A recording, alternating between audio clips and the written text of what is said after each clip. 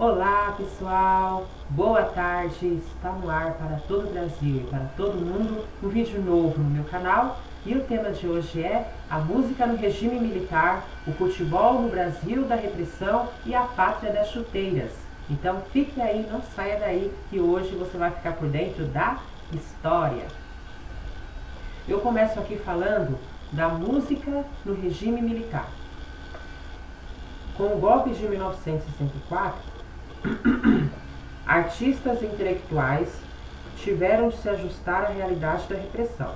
Apesar da censura, as manifestações artísticas, como a música popular, foram os principais focos de resistência à ditadura militar. Então, qual foi o principal foco de resistência no período da ditadura militar? A música, né? A música popular. Foi a música popular o principal foco da resistência. A Jovem Guarda. Em 1965, estreou na TV Record um programa chamado Jovem Guarda, que logo se transformou em sucesso absoluto. Roberto Carlos, Erasmo Carlos e Vanderléa dominavam esse cenário do iê, iê, iê. Esse estilo musical era voltado para jovens e recebia forte influência de algumas bandas estrangeiras, como os Beatles e os Rolling Stones. Tá, gente? Eu não sei falar muito bem, tá? Que é uma palavra que deriva do inglês e eu não entendo inglês, tá? Então, se eu errei, vocês me relevem, tá? Os cantores da Jovem Guarda eram famosos e adorados por muitos adolescentes e mesmo adultos. Porém, os setores de esquerda os acusavam de serem alienados por não se posicionarem contra a ditadura que havia se instalado no país. A intelectualidade e os mais politizados desprezavam as canções de rima leve que falavam de amor, como nas letras compostas por Roberto Carlos e Erasmo Carlos. Eu vou mostrar para vocês aqui a foto Músicos da Jovem Guarda. Essa foto é de 1968. Roberto Carlos está bem novinho nessa foto.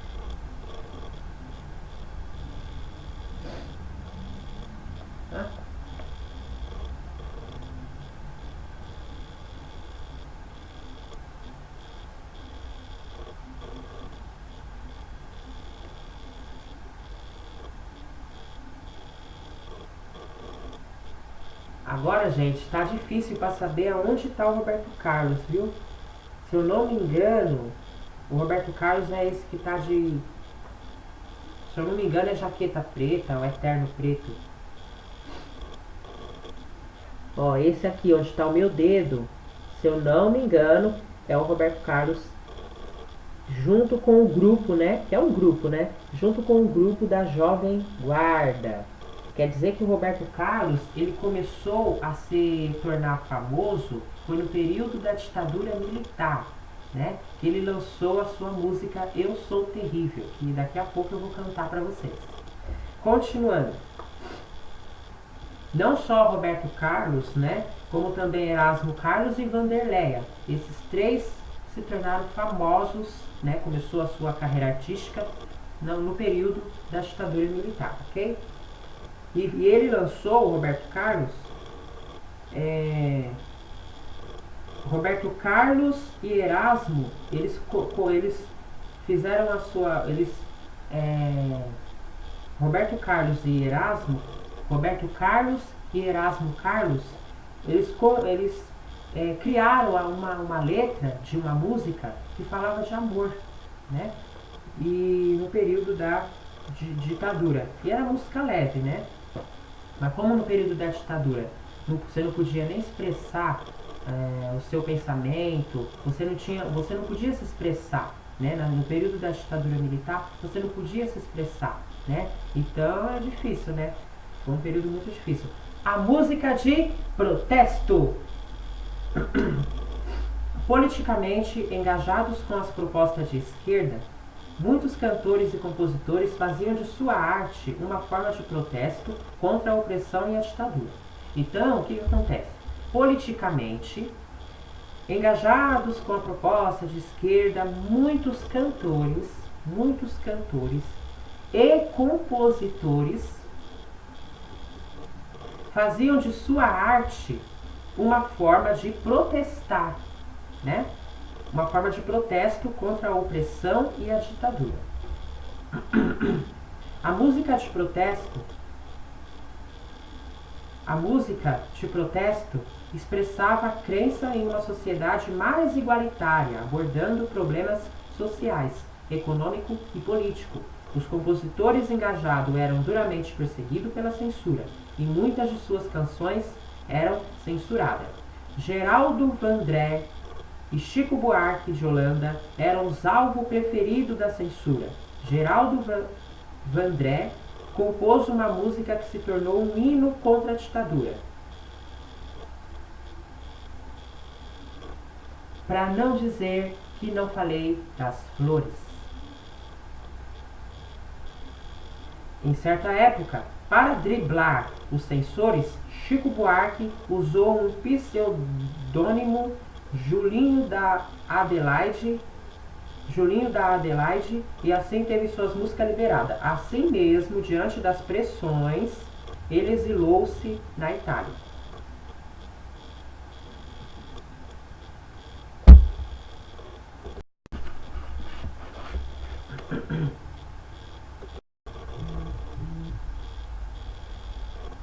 Agora, pessoal, eu vou estar aqui.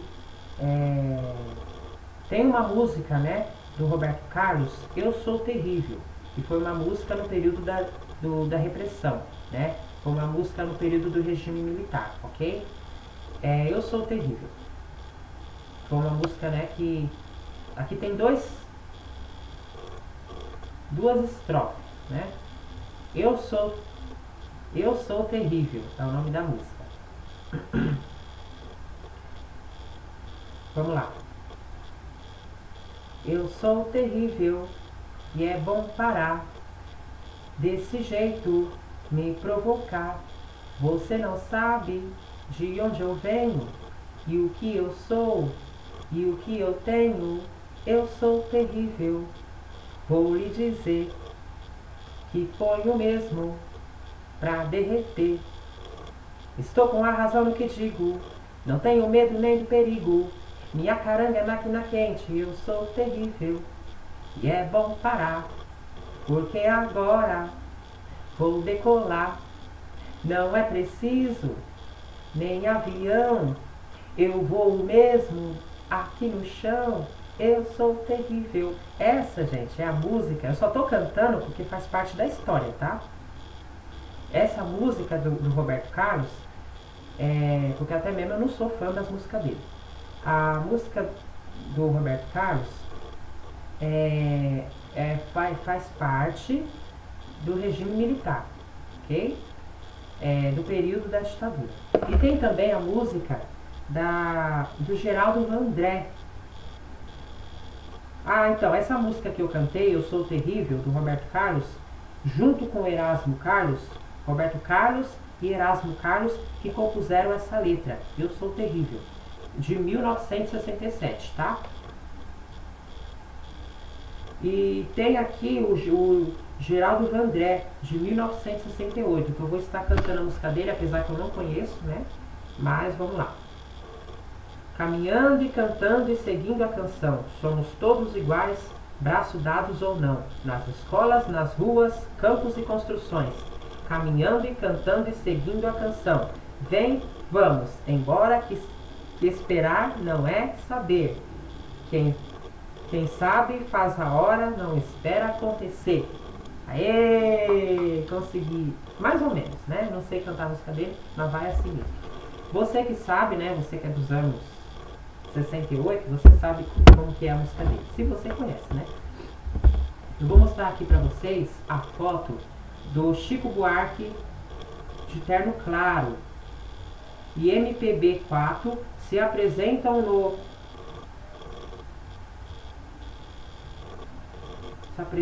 Festival da Música Popular Brasileira na cidade de São Paulo em 1968.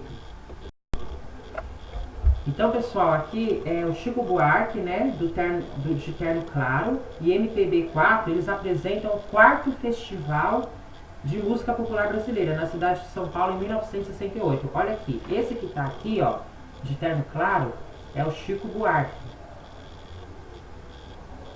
É o Chico Buarque, tá? Esse que tá de terno claro é o Chico Buarque. E eu vou mostrar pra vocês aqui a foto do... Vou mostrar pra vocês a foto do festival, ok?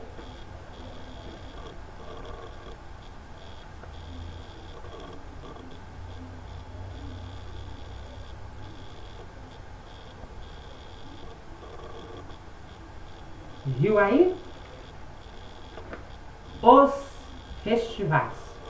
A partir de meados da década de 1960, ocorreram festivais de música popular que mudaram o cenário musical do país.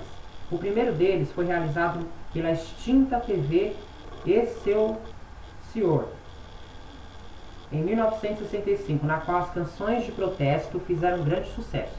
A vencedora foi Arrastão, de Edu Lobo, interpretada magistralmente por Elis Regina. Em 1966, a TV Record fez o seu festival e 2 grandes nomes se consagraram, que é o Chico Buarque de Holanda com a banda e Geraldo Vandré com a Disparada, está defendida por Jair Rodrigues. A mobilização política efervescia no meio artístico. Desses festivais nasceu um outro movimento que marcou a música nacional, que eu vou falar agora, o tropicalismo. O tropicalismo foi um movimento artístico liderado por Caetano Veloso e Gilberto Gil, que teve sua melhor expressão na música, combinando instrumentos muito variados.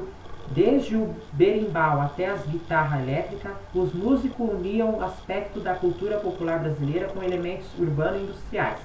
Eles receberam também grande influência da música internacional e, por isso, muitos críticos os acusavam de alienados e de estar a serviço do imperialismo cultural norte-americano. No terceiro Festival da Música Popular Brasileira, que foi no ano de 1967, Caetano e Gil cantaram Alegria e Domingo no Parque, respectivamente, ficando com o 4º e o 2º lugar.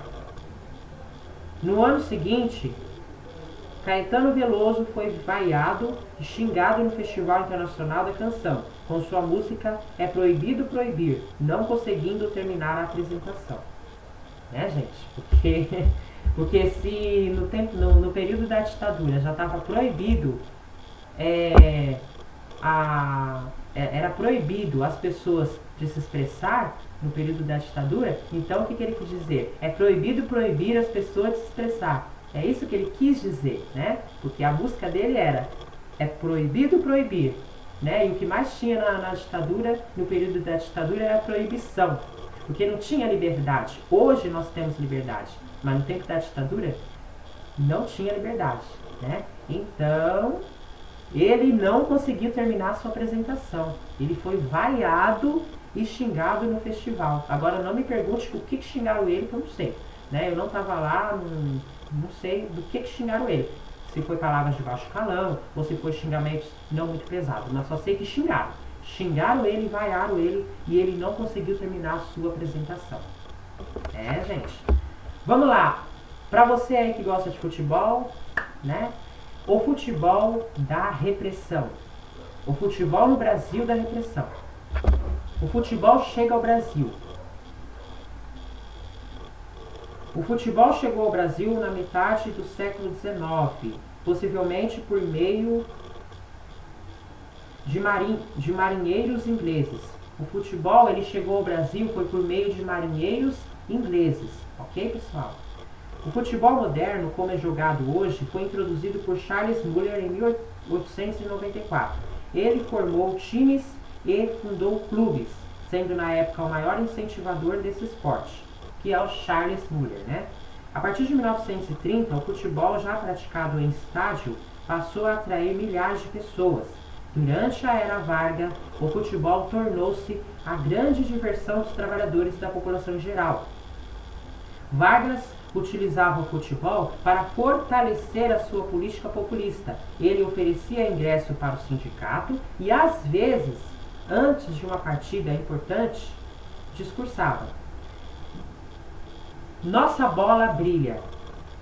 Em 1958, na Copa do Mundo, disputada na Suécia, o Brasil ganhou a final contra a anfitriã por 5-2. Um garoto de 17 anos chamado Edson Arantes do Nascimento, mais conhecido como Pelé, começou a mostrar por que seria considerado o rei do futebol. Mas isso não foi tudo. Tínhamos Garrincha, o anjo das pernas tortas, que dançava na frente de seus marcadores. Tínhamos Zito, Didi, Djalma Santos, Nilton Santos, Bellini Zagallo e o goleiro Gilmar. A seleção brasileira não só ganhou a Copa, ela encantou o mundo. Eu vou mostrar para vocês a foto do Bellini, capitão da seleção brasileira, recebe a taça Jules Rimet, após a conquista da Copa do Mundo de 1958. Eu vou mostrar para vocês a foto.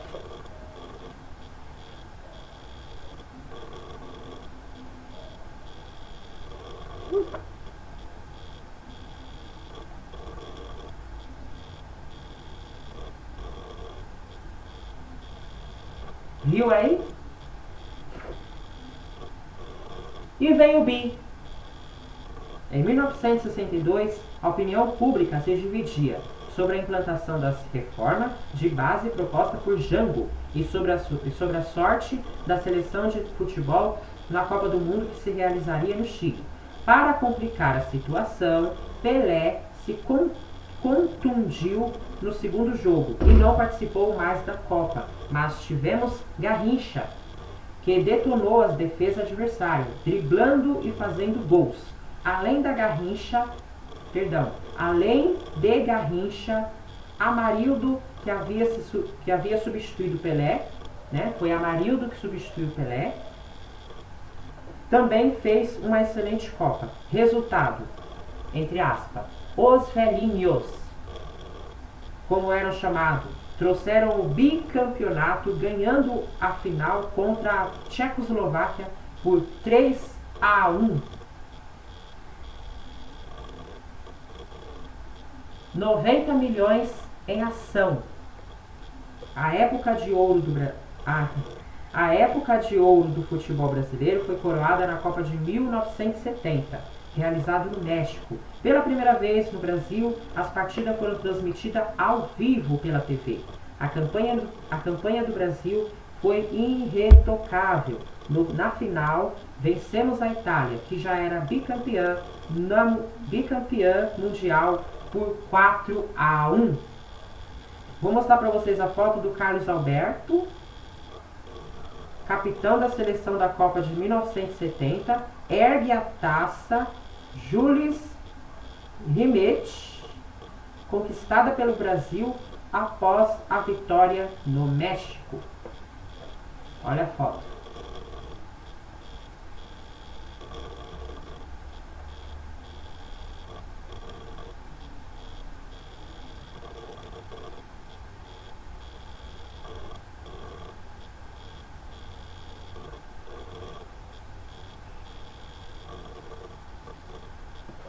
Viu aí? Agora, deixa eu ver onde eu...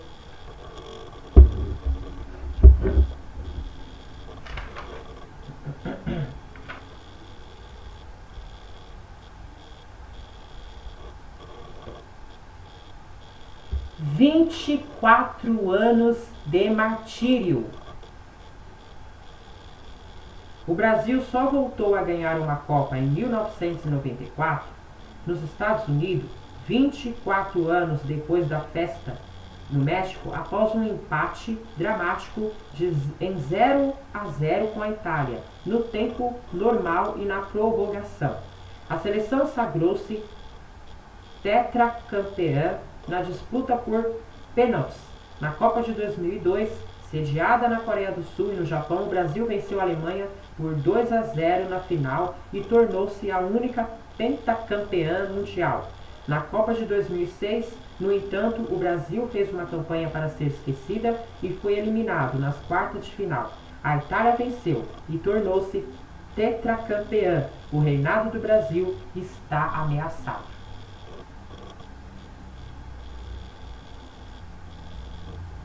Eu vou mostrar para vocês a foto. O capitão da seleção, o lateral Cafu, ergue a taça após a vitória contra a Alemanha na Copa de 2002. Olha a foto.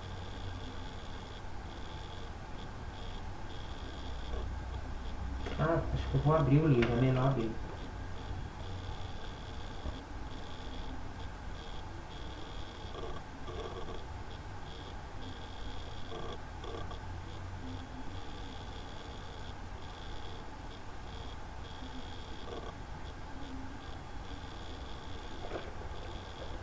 E agora, eu vou estar falando aqui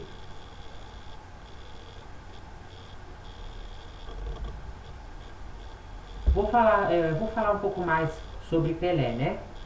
Um gol de Pelé.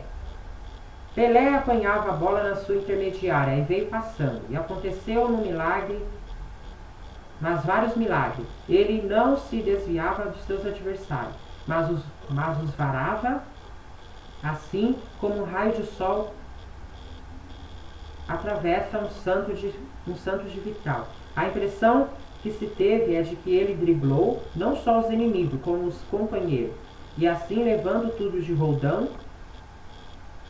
chegou à distância do chute. A multidão, trêmula de beleza, nem os respeitava, e só quando ele enfiou a bola é que todo o estádio Mário Filho explodiu. Continuando. Muito além do gramado. Do gramado? Falei gramado ou granado? Muito além do gramado. No gramado, tudo era festa. E uma festa merecida. Mas o Brasil, que assistiu ao tricampeonato mundial na Copa de 1970, tinha outro lado. Nada feliz. A ditadura militar implantada em 1964 fazia marcação cerrada e perseguia seus opositores. Diante da repressão, algumas pessoas preferiram não entrar no jogo da política. Outras tentaram driblar a censura e mostrar nos jornais, no cinema, no teatro ou na música o que estava acontecendo. Prisões, tortura, falta de liberdade de expressão. É o que estava acontecendo no período da ditadura militar. Prisões, tortura, falta de liberdade. 3. Falta de liberdade de expressão. Vários grupos de esquerda se organizaram e realizaram ações armadas contra a ditadura. Surgiram movimentos de guerrilha nas cidades e no campo. A oposição ao regime militar estava, porém, muito dividida, o que facilitou a repressão, e a repressão era muito forte. Qual era, então, o verdadeiro Brasil? O que comemorava o tri, ou o que se escondia na repressão? Os dois? Os dois. Claro, porque nenhuma história tem um lado só. Futebol e política. No Brasil, o futebol é um esporte capaz de mobilizar e comover as massas populares. Por isso, muitas vezes, a ditadura fez uso do futebol para enaltecer o regime. Assim, o futebol e política estavam associados. O governo militar mostrava que o sucesso da seleção era um reflexo de um Brasil vitorioso, que rumava em direção ao progresso. O triunfo do futebol passou a ser utilizado para promover os feitos da ditadura. Aumentar o ufanismo e fazer a população esquecer ou não perceber o clima de medo e censura que dominava o país. Músicas que exaltavam o orgulho de ser brasileiro e frases como Brasil, ame-o ou deixe-o eram associadas à seleção canarinho. Em 1970, enquanto muita gente era perseguida, presa e torturada pelo governo Médici, o regime tentava transferir para si o prestígio do futebol e as glórias da vitória brasileira no México. Eu vou mostrar para vocês a foto Tostão com a bola e Pelé na partida final entre Brasil e Itália na Copa do Mundo de 1970 no México. Olha só.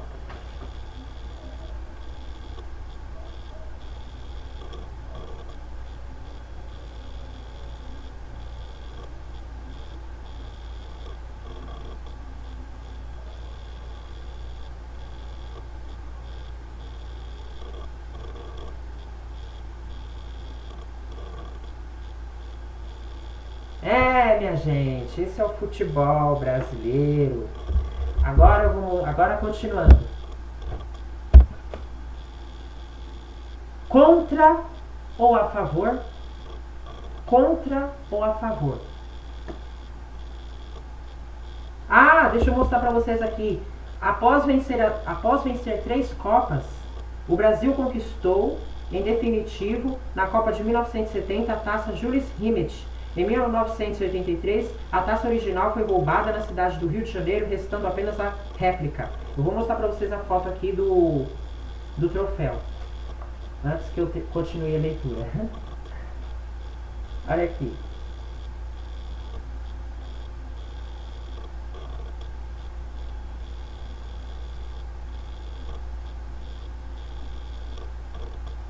Viu aí? Eu vou mostrar para vocês a foto Charge de Ziraldo sobre a Copa do Mundo de 1970, publicada no livro 20 anos de prontidão de 1984. Olha só.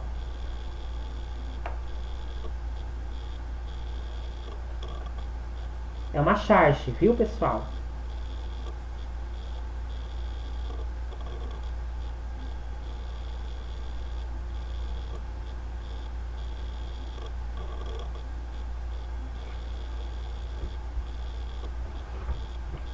Eu quero dizer a vocês que, assim, pessoal, o conteúdo do meu canal é história, geografia e também a Bíblia.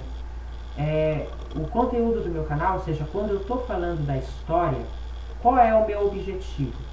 Para que vocês entendam a história, fiquem por dentro da história, que é aquilo que eu estou ensinando vocês, né, que vem ajudar vocês nos estudos. Não só nos estudos, como também no Enem, no vestibular, né? Então, o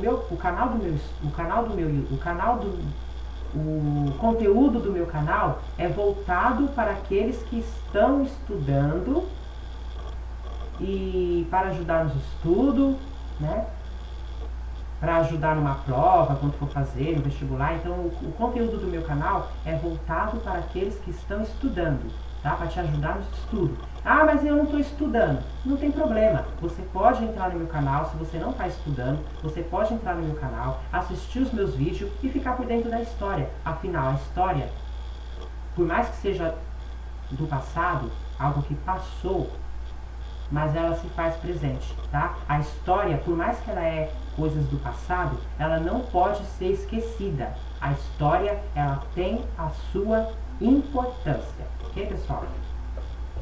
Bom, agora sim, eu vou estar lendo aqui. Contra ou a favor? Até o início da Copa de 1970, o futebol dividiu opiniões. Uns diziam que os jogadores da seleção não estavam envolvidos com a ditadura e por isso torceriam por eles. Outros mantiveram a posição de achar que a vitória na Copa encobriria os problemas do país, por isso era preferível a derrota. No entanto, foi só a bola rolar no México que a maioria dos que eram contra passou a torcer pelo Brasil. A magia do toque de bola, os dribles, os gols fantásticos de Pelé, Jairzinho, Tostão, Rivelino, Carlos Alberto e companhia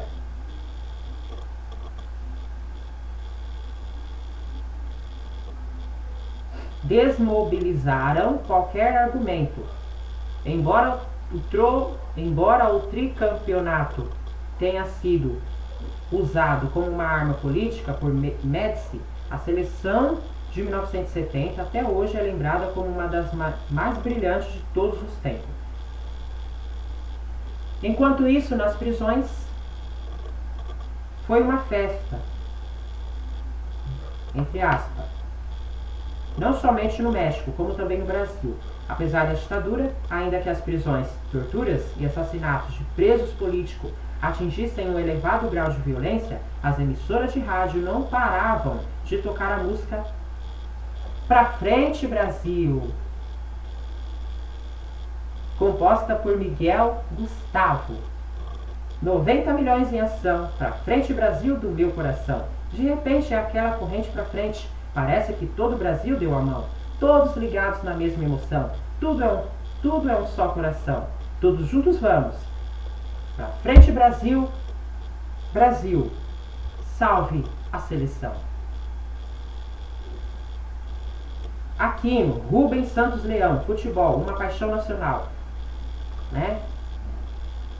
Vamos lá.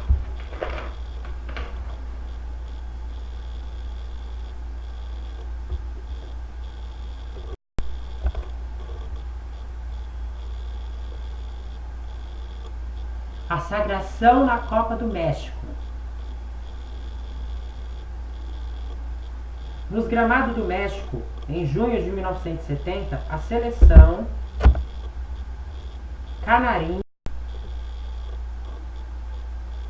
com um ataque espetacular, consagrava-se como a melhor equipe de futebol de todos os tempos, contrariando as previsões de muitos entendidos do mundo esportivo. Enquanto isso, nos lares do Brasil, muitos brasileiros dividiam-se entre o entusiasmo com as vitórias de seleção e a revolta diante do ufanismo que encobria os crimes da repressão. Eu vou mostrar para vocês a foto do Pelé. Pelé comemora gol no jogo contra a Tchecoslováquia na Copa do Mundo de 1970 no México. A foto tá pequena, tá? Mas se vocês quiserem depois pesquisar no Google, para vocês verem melhor, eu recomendo. Porque é a foto do livro, né? Então, nem sempre dá pra ver com mais clareza.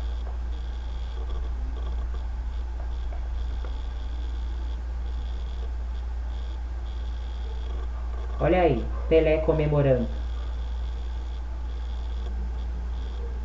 o jogo.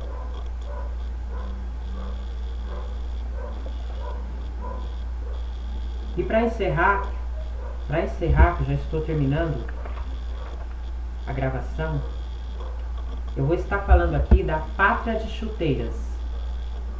A Copa do Mundo de 1970 demarcou a história do futebol, graças aos lançamentos de Gerson, aos chutes de Rivelino, à inteligência tática de Tostão, às arrancadas de Jairzinho, aos gols e quase gols de Pelé, ao ritmo cuidadoso de um futebol elevado à categoria de arte, ainda que proveniente de um país rebaixado à condição de ditadura militar, tudo difundido pela televisão, em transmissão ao vivo, inclusive para o Brasil, fazendo com que, a partir de então, gestos, dribles, comemorações, feições e expressões de jogadores passassem a ser espetáculo mundial imortalizado, reproduzido e idolatrado em escala nunca vista. Pelé foi definitivamente ungido como rei do futebol. Por que rei do futebol? Porque ele ganhou a Copa, né? Então ele tinha muito talento, né? Ele driblava, né? Então ele tinha muito, não que os outros não tinham, mas ele era um pouquinho mais elevado, né? Ele já tinha um pouco mais de, né? Entendeu? Então ele conseguiu, né? Pelé, porque não é fácil, né? Pra você que entende de futebol, não é fácil conseguir né? Se colocar numa boa colocação no futebol. Para você se colocar numa boa colocação no futebol, você tem que ralar muito. Ralar muito. E Pelé ralou. Pelé lutou, conseguiu. Mas ele, com a sua posição muito elevada, Pelé, ele foi definitivamente ungido como rei do futebol. A propaganda embalou a seleção desde sua partida para o México. A marchinha "Pra frente, Brasil" era tocada nos rádios, nos programas de televisão, nos desfiles militares e nas escolas. Os cartazes de propaganda do regime confundiam-se com o sucesso do escrete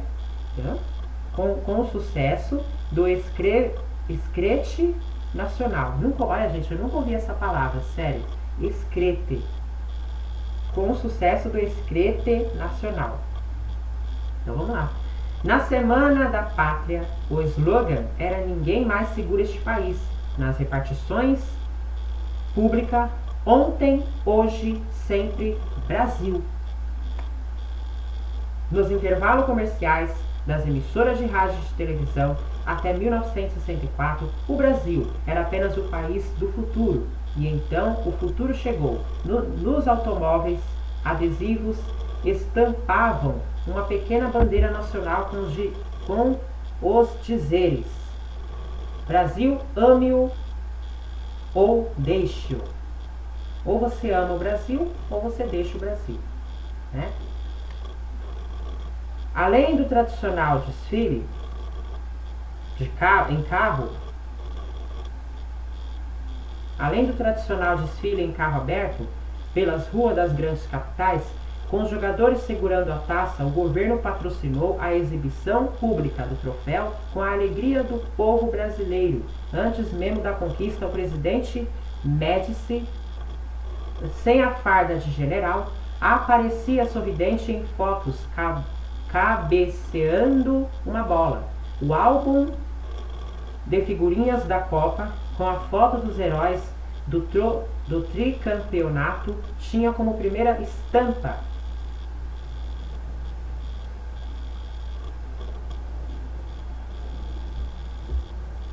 uma grande imagem do próprio presidente. Era a pátria de chuteiras e de boina militar.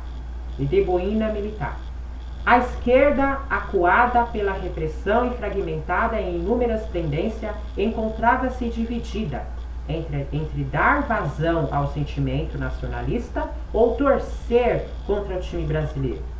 Não foram poucas as discussões nos aparelhos guerrilheiros sobre qual seria a postura de um verdadeiro revolucionário diante da situação. Não foram poucos aqueles que escutaram e assistiram de forma duplamente clandestina à performance do selecionado canarinho.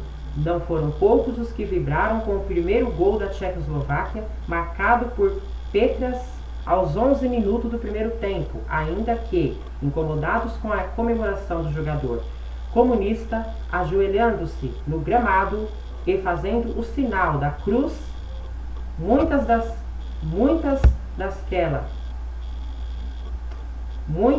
daquelas pessoas ficaram inconformadas com o resultado da espetacular tentativa de Pelé de marcar o meio de campo, quando o goleiro Victor estava adiantado, quase na linha da grande área, e por fim muitas foram surpresas ao serem tomadas pelo sentimento de alegria quando o Brasil empatou o jogo com Rivelino e virou com gol de Pelé e 2 de Jairzinho. O nacionalismo de chuteiras abriu fissuras irreparáveis nas mais aguerridas convicções ideológicas. Vou mostrar para vocês a foto.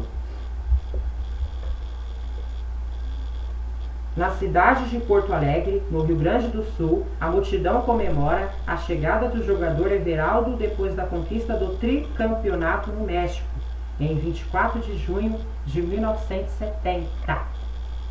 Olha a foto.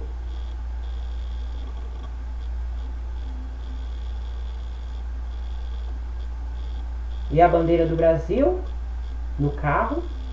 Eu acho que é carro que tá aí. Um carro bem antigo, né? É a bandeira do Brasil. E ele em cima do carro.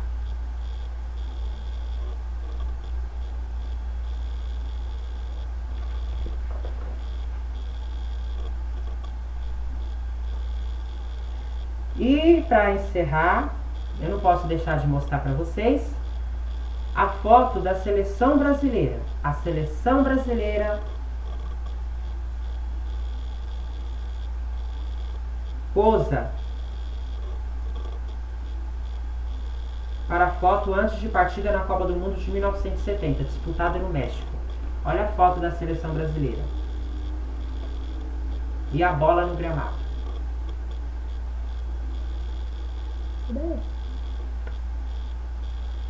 Ó, a bola tá no gramado e aí tá a seleção brasileira.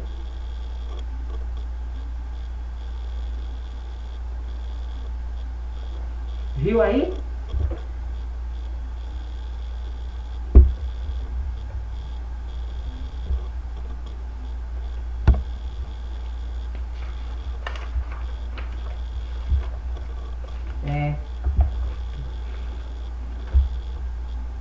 Ah, eu não mostrei pra vocês a foto. Eu acho que eu não mostrei. Não, acho que eu não mostrei não. Eu não mostrei não.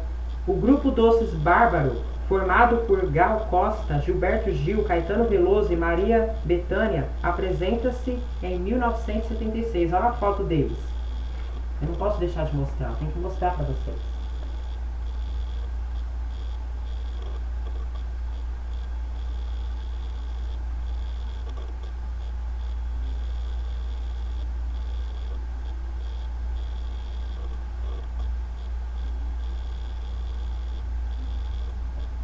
Então é isso, pessoal. Esse foi o tema de hoje. Espero que vocês tenham gostado. Se você gostou, já deixa seu like, compartilhe esse vídeo com seus amigos, convide eles para se inscrever no meu canal.